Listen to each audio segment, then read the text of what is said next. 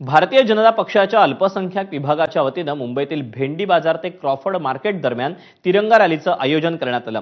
या रॅलीत अल्पसंख्याक समाजातील नागरिक मोठ्या संख्येनं सहभागी झाले होते। हातात तिरंगा आणि मुखावर देशभक्तीचा घोष घेऊन निघालेल्या या रॅलीत पंतप्रधान नरेंद्र मोदी यांनी पाकिस्तान विरोधात घेतलेल्या भूमिकेचं समर्थन करण्यात आलं।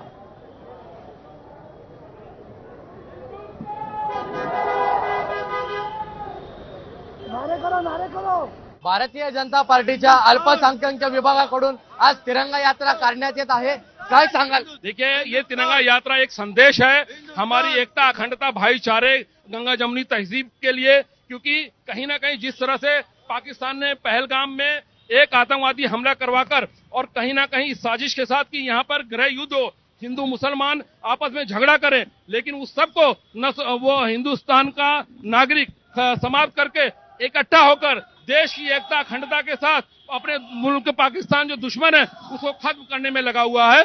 मैं बहुत मुबारकबाद देता हूं कि आज हमने ये रैली हमारी भिंडी बाजार से शुरू होकर क्रॉफर्ड मार्केट तक जा रही है। खूप मोठ्या प्रमाणावरती अल्पसंख्याक विभागाचे सर्वच लोक उपस्थित आहेत, याबद्दल काय सांगणार?